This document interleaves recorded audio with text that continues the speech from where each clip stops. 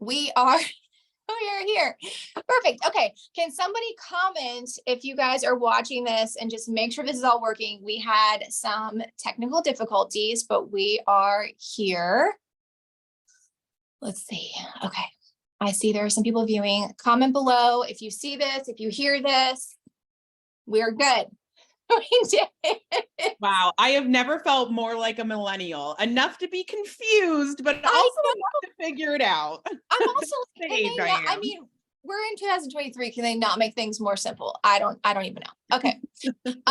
For those of you that are here and joining us, I'm Susanna. I am the admin of this Facebook group. I am the founder of Federal Baby, which, if you don't know already, is a platform designed to support moms who are breastfeeding or feeding their food reactive babies and toddlers. And I'm also a holistic nutrition consultant and do one-on-one consults to support moms through nutrition and feeding these little ones.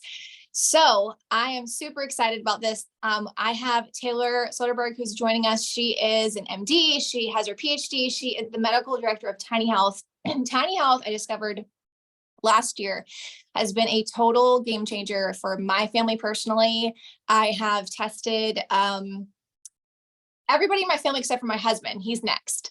But I have done multiple tests for my little one. He's about to turn 1. We're going to do another test, which I'm super intrigued about and geeking out about, all the things related to gut microbiome. And then also I've just seen so much information and insights from doing one-on-one consults with people and seeing their results from Tiny Health. Like, it's just been so fascinating. So I've learned so much, and I can't wait for Taylor to dive in. She's going to share a little bit about Tiny Health. If you've done the testing, I would love for you to comment and just share. Have you tested yourself, your baby? Share in the comments, and then we'll do a little Q&A at the end. So I know she has to run. We've got about 30 minutes or so, and we'll try and fit in a Q&A at the end. But we're going to have Taylor just go ahead and share a little bit about Tiny Health and get us started.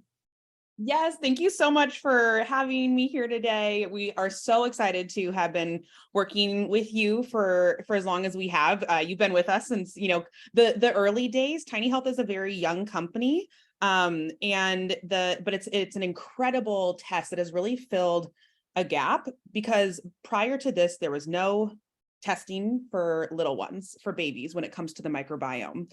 And frankly, there's just not that great testing for anybody of any age. There were some companies for adults, but now Tiny Health has created a test, a no mess, easy to use, comes right to your house microbiome testing that is for the entire family. So if you want to look at the relationship between your family members, you can test the entire family. I say it's for every phase, stage, age of life.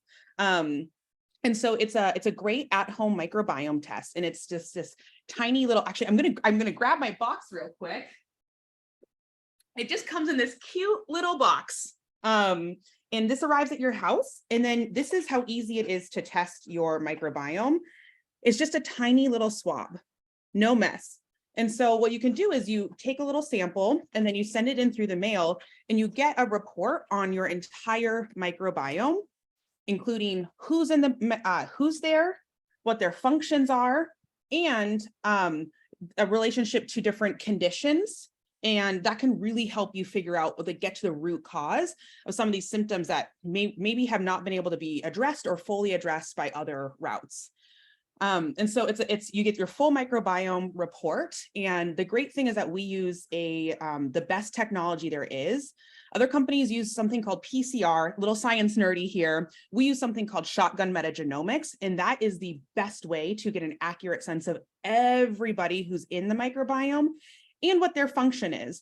So it's just a great test that can let you know not only what's going on, we also provide you with actions specific to your results on how to optimize your microbiome, potential actions you can take to help maybe alleviate some symptoms that could be driven by microbiome dysbiosis. So it's really just from start to finish, like the place to go to if you are trying to figure out root cause or just get a baseline of where your health is at. Yeah, that's awesome. And like I said, I've done the testing. It's super easy. It already has like a prepaid label. So would you kind of describe a little bit what is the gut microbiome? Why does this even matter? Why does it matter so much in the first year that we even consider this as an option? Yeah, why are we so obsessed with poop, I think is the real question here. Which we are in our group for sure when it comes to like digestive issues, but this is on a whole other scale. Everybody here, I think, is obsessed with poop, tracking it. What does it look like? And now we can tell you what's in it. So our kind of philosophy is test, don't guess. We know that stool can really range in so many ways, frequency, color. And so having a microbiome test can let you know what are the microbes that are in the gut. And the reason this is so important is because 80% of our immune system comes from our microbiome. And our microbiome, interestingly enough, all these trillions of bacteria that live in your gut play a critical role in teaching your immune system how to behave properly and recognizing friend versus foe. Who should I be reacting to? Infections, bad things. Who should I not be reacting to? Food. And sometimes the immune system can get a little confused. And so the microbiome plays a really important role in teaching the immune system how to behave. So if it's a little off early in life or a little off, later on, that can contribute to symptoms, or it can contribute to the microbiome, to the immune system not really being able to recognize friend versus foe, or just overreacting when it shouldn't be reacting so much. So that's why the microbiome is so, so important. And so I'll stop there because I'll just go on forever if I don't stop myself. Yeah, no, it's super interesting. So, and the research shows, I mean, from what my understanding is, you can definitely change the gut microbiome as a child gets older, but there's sort of a crucial window under age 1. Is that correct? When things are shifting the most, when you also want like a very small, narrow type of bacteria in the gut that we want to see? Yeah, such a great question. So I think about it kind of how you go to school. So as soon, you go to school, you learn a ton when you're young, but you continue to learn. And so I kind of call it microbiome university. And the microbiome is undergoing shifts and changes really up until 3 to 5 years old. And that's when the adult microbiome starts, which is silly because 5-year-olds are not adults, but their microbiomes are a little bit more solidified at that point. But there's still actions you can take throughout the entire life course to help improve health.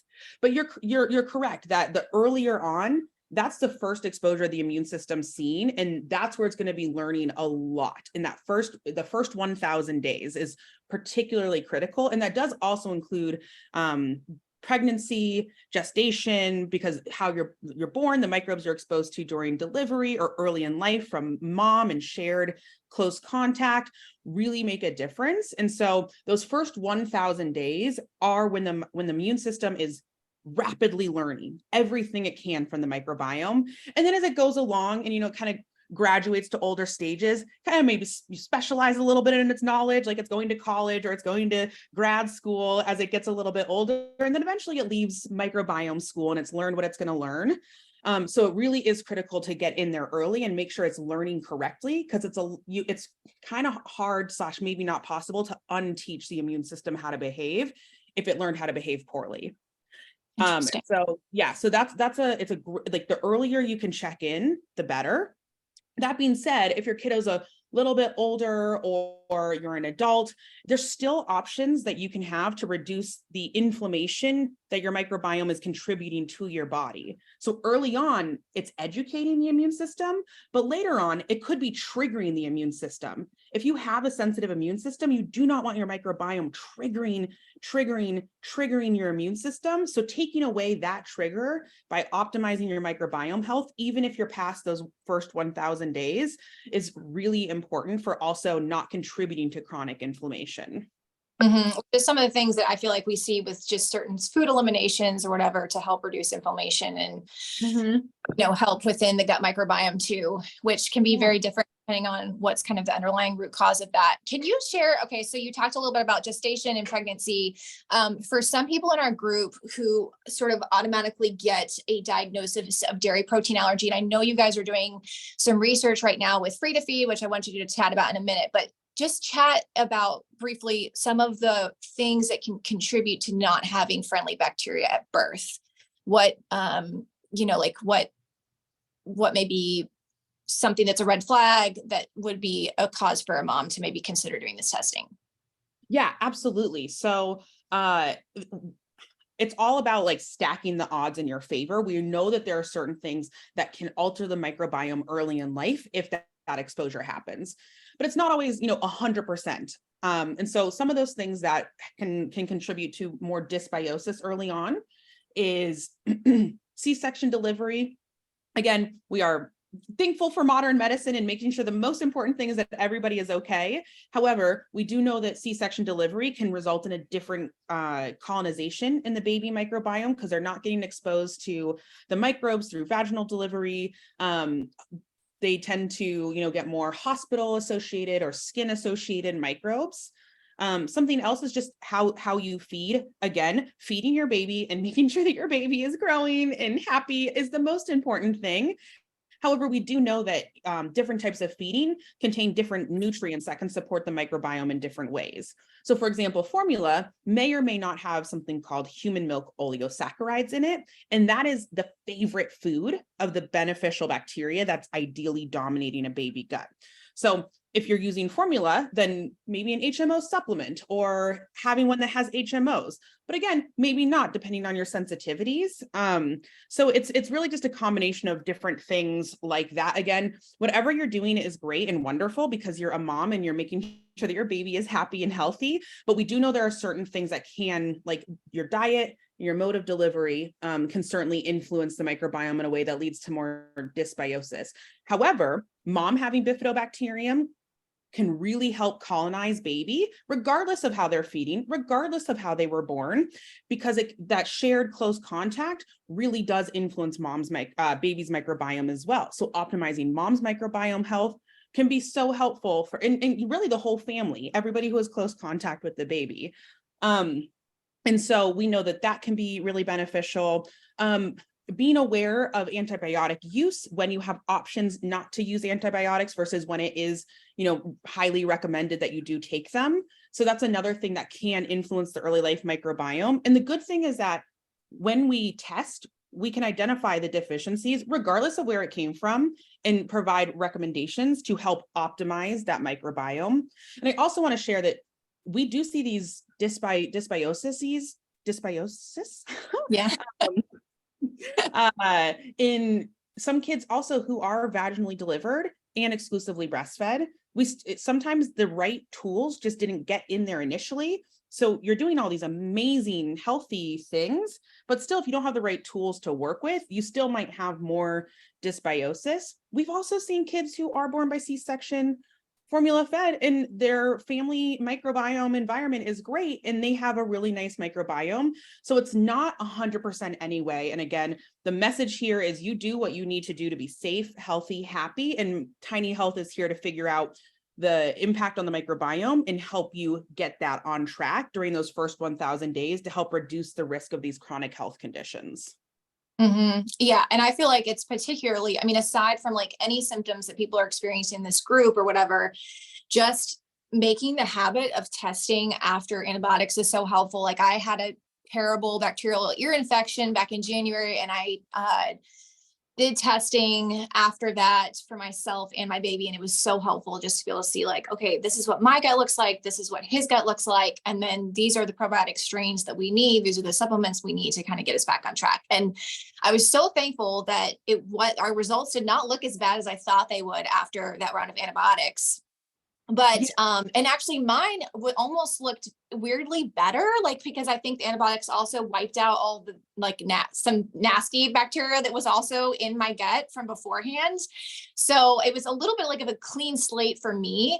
But I think a lot of times, people get on antibiotics and then they don't replenish the gut and then they start to get overtaken by unfriendly bacteria. And so that's where this testing is really helpful to do. And I think also what you brought up earlier about mom, so many times, especially in our community with food reactions, there's so much of a focus on baby, baby, baby.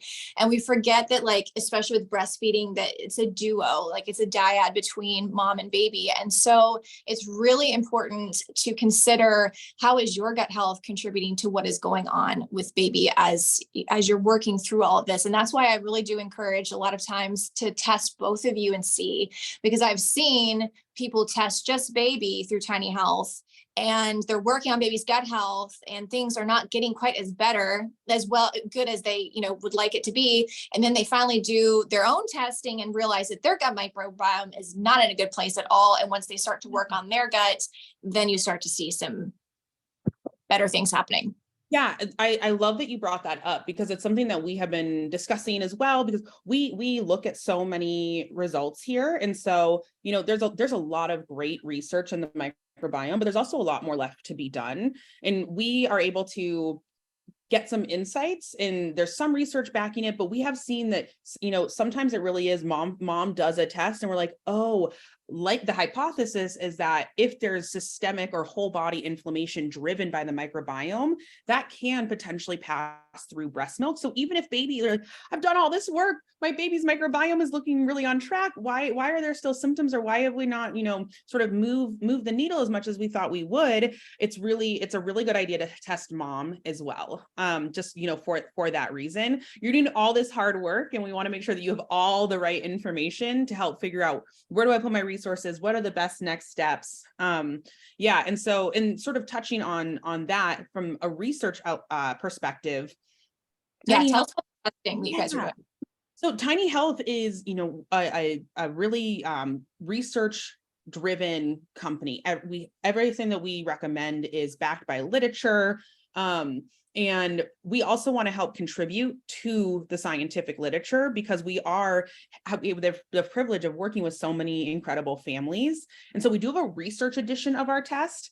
You can either just do a test for your little one and participate in the research edition, or you can do a mom baby bundle, and there's a discount associated with that as well.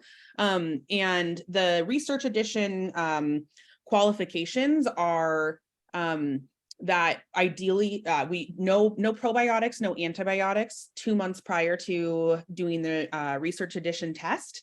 And then we'll ask a couple follow-up questions about any other changes in the last 2 months, just because we want to conduct really high quality research with very, clear variables. So whatever we can determine, we're really confident in contributing to the scientific knowledge. But it's a research edition on a lot of these allergy sensitivity related topics, like cow's milk protein allergy, food sensitivities, because there's just not as much understanding in how the microbiome plays a role in those conditions. IgE mediated food allergies is a little bit more well understood, very research topic in the pediatric baby, young children population. But we know that it's not all IgE mediated food allergies. We know there's a really broad spectrum of things that could be going on. And so Tiny Health's goal is to be able to contribute to research by people consenting to use their data for conditions that is just not that link is associated, but not yet very defined. So you can get a research edition on tinyhealth.com. And regardless of whether or not you meet the research criteria, the test is still applicable. You can still complete the test. We'll still provide you with all your wonderful results. So don't worry about meeting the qualifications specifically. If you're interested in contributing to the field of microbiome research, you can get the research edition, and then we will follow up and just see if you officially qualify. Yeah, and I hope that a lot of people in our group will take advantage of that, because I do know that there's still a need for more people to participate in this. And so, to clarify, it's the same box, you get the same test thing, it's exactly the same. You're just opting into allowing your stats basically to be used for research. Now, yeah. I have a link to Tiny Health on www.fedwellbaby.com. So anybody who wants to go there can, and I also have a discount code there. I have not added the research edition to that, so I will add that as well, so that if people want to go through that route, they can. Yeah. funnel people, like if they answered certain questions in the regular one, do you ever funnel them into the research, or is it just too complicated? Yeah, I think that we've done some, this is where our science team would really definitely know the answer. People can definitely opt in after they've done the other test because it's the exact same test. It is just whether or not the qualifications and are met. And so the no probiotics, we do ask some documentation just for confirmation of diagnosis. Not to say that that is the thing that, says for sure something is happening. I know that a lot of times it is a challenge to get conventional practitioners to listen and provide a diagnosis. And so I don't want to undermine that, but we do require that there's documentation of a diagnosis so that we can, again, have that very strong data that we can eventually publish this research. So that is one of the criteria. But yeah, if you've done a tiny health test, you can definitely reach out and ask your data to be a part of the research edition. It's all de-identified. So there's no personal information, just the microbiome data and then survey information regarding the conditions and food sensitivities and a little bit more detail on that. Yeah. And this is, guys, this is a huge way to be a part of some really cutting edge research. Like Taylor said, we just don't have a lot of research on this. And I know many people in our groups are just sort of at a loss, wondering like, how did my baby end up with this? Like, we don't have a history of food allergies and everything. This is the way for us to learn more insights. So I really encourage you to participate in this. And like I said, you get when you do the test, you get a login, and it gives you an entire just list of information, the breakdown of your baby's gut, whether, they have bacteria that might be related to parasites or candida or certain conditions like eczema and food allergies, all of that. And then Taylor gives a expert insight as well, which tells you like, hey, you should consider adding this probiotic strain in, and you don't need any more of this probiotic, stop taking it. All those kind of insights are really important. Can you touch on that a little bit? Because I know people always ask me about probiotics and like, what probiotics should I take? And I've become very hesitant to recommend probiotics for people, just because of the way that it can change the gut microbiome in a way that we don't necessarily want or need it to. Can you kind of explain that, why testing would be? Yeah. So I love this question. Probiotics is something that we tend to think of as, probiotics are probiotics. It's all one thing. Turns out there's lots of different types of probiotics. There's multiple different strains, species, types of bacteria. And so probiotics blanket is, one large category heading for lots of different types of bacteria that can be in different combinations. And you're exactly right that in general, it is really a good idea to look at the microbiome to know what it needs, because microbiomes have, ideal states. When you're a baby, what you want to see once you introduce solids, what's ideal. Once you're over a year old, when you do your little one's next test, you'll see all these digestive function insights starting to pop up. And so the microbiome does need to shift in certain ways. And it's an amazing process that happens naturally as we explore our worlds more, as we eat more foods. The microbiome undergoes this process of diversification. And so we do want to know, is there a deficiency that we are trying to boost up? Or if you've done probiotics, has it colonized? Has it done its job well? And then you can stop using those or switch to a different type that doesn't necessarily colonize, but may have health benefits. So it does really depend on what is in the microbiome.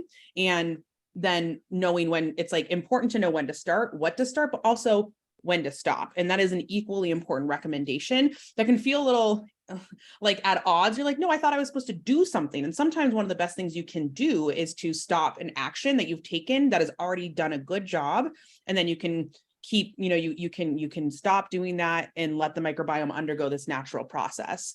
But it's really, it's very independent on, it's very dependent on the person's microbiome and what baseline we're starting at, what type of probiotics we would recommend, what specific symptoms they're having. There's different probiotics for that. Following antibiotics, there's different probiotics that can be helpful for that. And so it's really dependent on what's in the microbiome, which is why Tiny Health can help point in the direction of Bifidobacterium, Lactobacillus, S. boulardii, all these different types based on your personal results. Yeah. And I will say, as another personal example, after I had the antibiotics round, like a month or so after, my little one started breaking out in just rashes, like cheek rashes suddenly.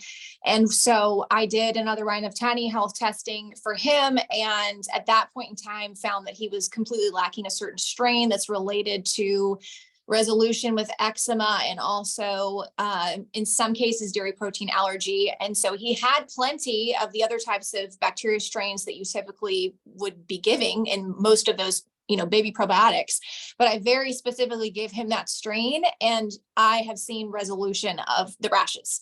So that is why I really feel like this testing is so helpful, because you can look, and that's something too, if you get the Tiny Health testing is great. It gives you all kinds of information. You get the info from Taylor on what to take. There are some people who look at that and they're like, hey, I still need extra help. I'm here too. If anybody wants to do a one-on-one with me and dive deeper into that. And I'll go through, I log into Tiny Health stuff all the time, and I'll pick it out and say, hey, let's do a probiotic with this, this strain to see if that helps, because you are kind of shooting in the dark with probiotics if you give it without really knowing. And so I would ask a specific question, because with a specific probiotic, because I see doctors recommending this one all the time, BioGaia.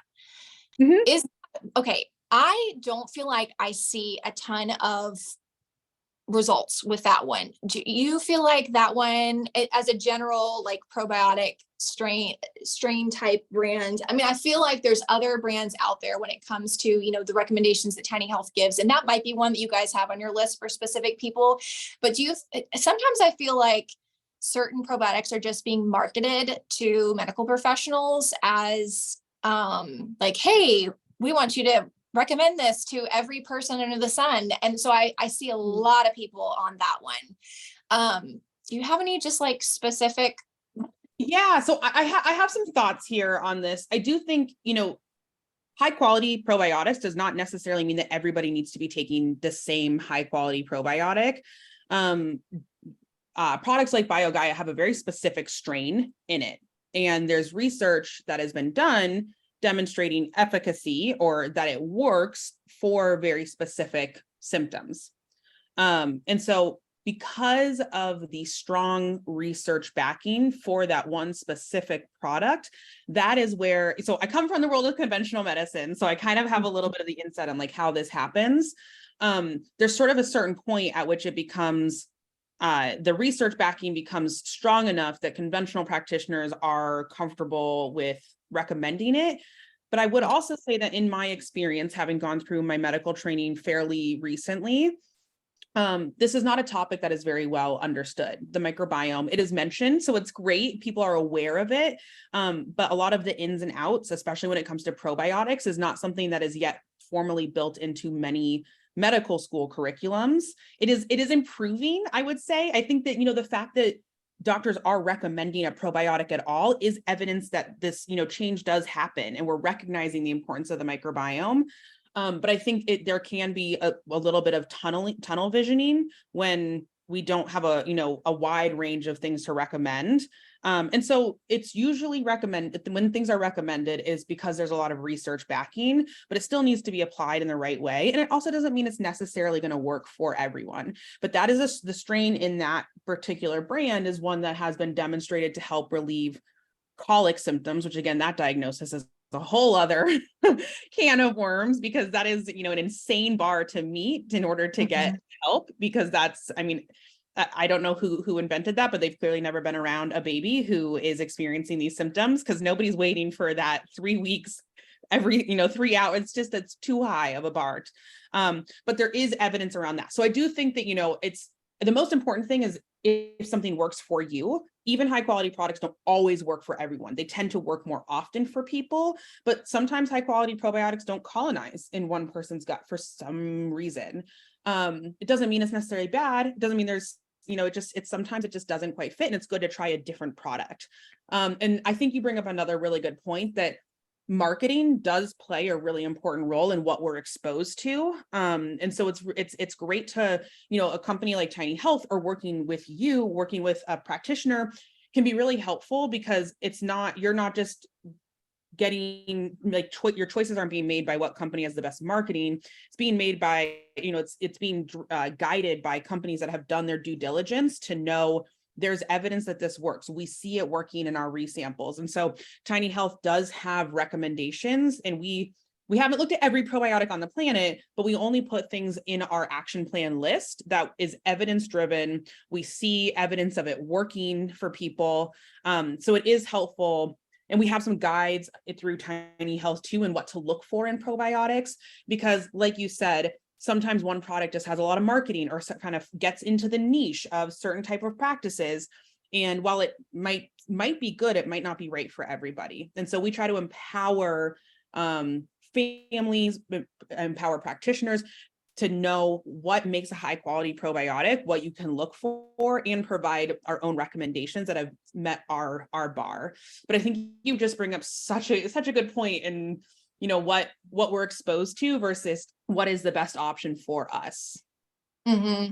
Yeah. And I think that's, important too, is just to mention about why I feel like Tiny Health is just such an empowering option for parents. Like that, I think that was one of the things that got me the most excited about it. I was like, this is something that somebody can do that doesn't have to go through their pediatrician or go see a specialist or whatever to get all of these insights about your baby's gut health, about your gut health. You can literally just order the test online, have it sent to your house, and you get the results in a couple of weeks. And I think that's incredibly empowering as parents to just have that type of insight, and then also have an action plan too, because there's other lab testing out there that get sent off and you get the results back. You have no clue what to even do with it.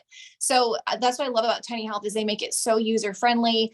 It's so helpful for the average person to look at it and just to really, and they're always updating and making it has changed. The interface has changed so much since the beginning, but it's just gotten better and better. And there's so many different insights that they add in. And even if you did the test, like I did mine a year ago, it gets updated with the new insights. So you can always log back in and see what type of new research has been done based on your results from when you did the testing a while ago. So that part is really cool too, that I really enjoy. I know we're kind of getting close to running out of time. I want to have you answer a question here that somebody brought up.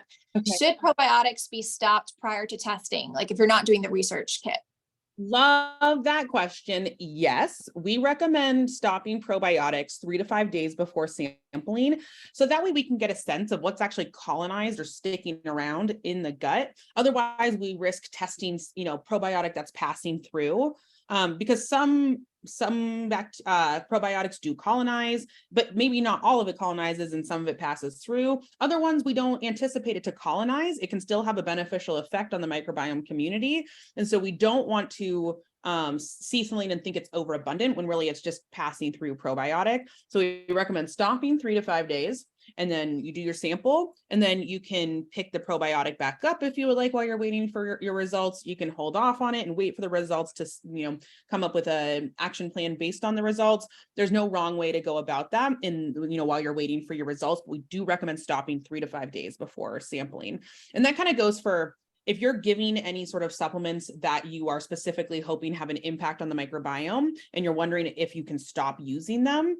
That's sort of my guide for what you should stop before testing, because then you can know what does the microbiome look like while I'm not using certain products. And that can give you the confidence to either, yep, we should pick them back up, or everything looks good, I don't have to continue using those. But probiotics, definitely. That's super helpful. Yeah. Cause I wondered that a bit too. So just real quick before we wrap up. So have you gained any particular insights at this point in time that you're able to share from sort of this allergy research you're doing, that you feel like you're seeing particular trends or anything that you feel like would be helpful for people here who have babies with these issues outside of maybe what's currently published? Oh my gosh, I love this question. I don't have an update on the research for you guys at this time. Sorry, teasing, I know. When do you think people come out? Is it just like as soon as you get enough people who opt into the test kits? Okay, Yeah, guys, we need more people to do these test kits because we will gain these insights as soon as we have. yes, we just Do you need have more a number? Like, people. how many more do you need to have? Is there a particular number of people that need to opt in to start officially? That is such a great question. We do have a number of people that we are looking for. And I don't have the data right now on exactly how far we are into that, but I know that we do need a decent number more. Like we definitely need people like your community to opt into the research edition. The larger the sample size, the more powerful the data is. The larger your the numbers that you're looking at, the more you can pick out these very, unique niche changes from, one type of condition to the next. So I don't have specific numbers for you guys. That would have been a great thing to have, but we definitely need your help. I will say that. I know that for sure. The more information we get, the more powerful those the data we generate will be. So please, if you're interested, we recommend the research edition. It's exactly the same as the regular edition. You get all of the benefits, and you get the benefit of contributing to science as well. Yeah. And like I said, everybody, if you go to fedwellbaby.com, at the very top, it says Tiny Health Testing. That takes you to my page. There's a discount code there for $20 off that you can take advantage of.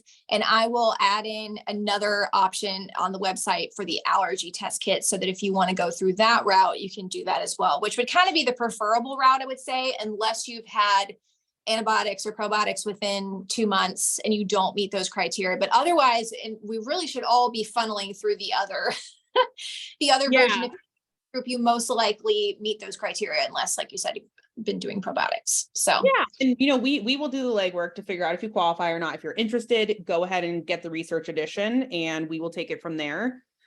There's another question that came through that I do want to highlight because it's a great question. Yes, so someone says they have a 4-year-old and now has a newborn, didn't know about this 4 years ago. Well, we didn't exist 4 years ago, and people, this was not really a topic that anybody was discussing 4 years ago. So that's why we were so, excited to create this company. And so we do, but I do want to highlight that we can test all ages. Like we said at the start, the beginning, earliest days is really about immune education, teaching the immune system to behave properly. Later on, it's about not triggering the immune system, contributing to chronic inflammation. And every stage has different insights. And so for your older kid, like for a 4-year-old, we can provide digestive function insights. Which fibers are you digesting well? Which fibers does your microbiome not have great potential to digest? And then we can provide you with really specific food recommendations. And there's a lot of them. So even if you do have food sensitivities, you're cutting out certain foods, we try to provide a nice wide range. And so hopefully there's something on that list that works for everybody. And so we have that for fiber, complex sugars, these short chain fatty acids, which are kind of energy, anti-inflammatory for the gut. And we just give you so many food recommendations. And then especially if you're working with someone like Susanna, that can really help you figure out the best combination for you. But it just takes the guesswork out of, how do I eat a more plant-based diet? What foods are my highest priority? You don't have to guess anymore. And when you're with your kid who, maybe has some food sensitivities, it helps you create a priority in terms of what is the category of food we really should be focusing on. And I know that food can be just such a challenge when it comes to knowing what is the best option, what should I try and reintroduce. All of you moms are superheroes because it's hard in addition to just all the other parts of being a mom. And so I think that the Tiny Health Test can really help provide those specific recommendations that just take the guesswork out and take a little bit of that load off of your shoulders. So yes, all ages, adults, toddlers, children, babies, pregnancy, anybody can test with Tiny Health.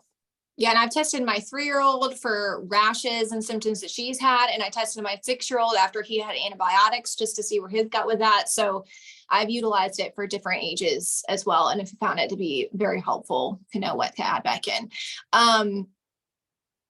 One quick last question. Can we fit this in about the connection of microbiome and eczema? Can you do just a short, yes, quick thing? okay. Look it up. I've never been accused of brevity, especially when it comes to the microbiome, but I'll do my best. So the connection with eczema and the microbiome is very strong. That being said, I think about it as a puzzle. If you're a puzzler, and at least I think you should do the edge pieces first. And I think of the microbiome as like the edge pieces. It's a very important part of the puzzle. It gives structure to the puzzle. It's very, very informative. I think about the microbiome as the edge pieces of the puzzle of eczema, conditions like atopic march. We know eczema increases the risk of food sensitivities, allergies, increases the risk of asthma. And so we know that microbiome community plays a large role in the risk of developing these conditions. And so there's other factors too. There's some genetic factors, environmental factors, other things that make up that puzzle, but the microbiome is one that we do have actions to intervene on. We also have recommendations around those environmental factors as well, and how to take actions that can help make the environment more microbiome friendly. And so the long and short of how the microbiome can contribute to eczema is, again, having that really, following that trajectory that the microbiome should ideally take early in life. Really high bifidobacterium is ideal in babies. Babies are just cute and eat, and that's really their main jobs. And they don't need a lot of diversity in their microbiome to do that. But then it's also about that transition happening as solids start to get introduced, where the bifidobacterium start to come down a bit and diversity starts to gently come up. And it's following that trajectory through the first year of life, in that non-diverse into more diversity is something that we know it can contribute to the risk of developing a condition like eczema if we're not on track of kind of where we should be during that first year of life. And it is a delicate balance of that diversity versus the bifidobacterium. And that's why Tiny Health tells you, depending on exactly what age you test at, what your best recommendations are. The reference ranges shift according to those changes in the first year of life. No other test has that kind of changes based on the age that your kiddo is. And so that's the long and short of it, is that following that nice trajectory can reduce the risk of eczema. And then I could go on about, there's, some things that are related to potentially contributing to eczema symptoms. Again, it's all just about if your kid already has eczema, it's about looking for potential inflammatory triggers in the microbiome that could exist. So there's the risk component, there's the symptoms component, and the microbiome is connected to both of those.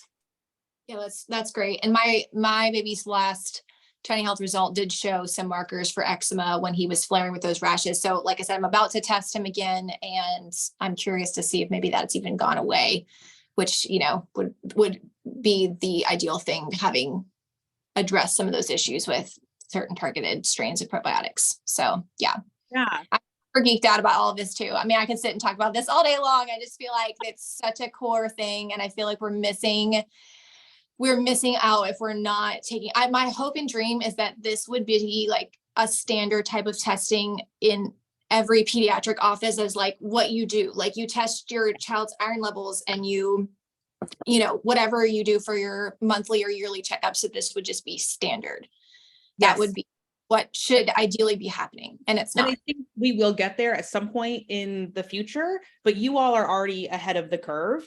But this is preventative healthcare here. This is for the long haul, for like life. The long haul, yes. So this is something that everybody should be able to get a baseline, make sure things are on track, because the best time to address the conditions is before they start. That being said, if things are already going on, we're also here to help. And so if we can prevent conditions from progressing into other conditions, if we can reduce symptoms, or if we can stop things from happening in the first place, or reduce the risk of the microbiome contributing to these things happening in the first place, that's our goal. Yeah, for sure. Well, thank you so much for your time. I know we ran over a little bit with our technical difficulties, but so great to chat with you. And if any of you have questions, Tiny Health is they're super active on Instagram. If you want to reach out there, on the website or whatever, if you have questions before buying a test, ask away. They are an amazing team. And I am just love partnering with them because I just really believe in what they're doing. So. Well, we love partnering with you and your amazing community. And so thank you so much for having me here today. And we look forward to seeing all your research edition kits and contributing to the science. And yes, please reach out any questions. We have an amazing support staff. I will help answer your questions. So yeah, please reach out to Tiny Health. Awesome. Okay. Well, thank you so much, Taylor. All right. Thank you. Have a great day, everyone. Bye. Bye.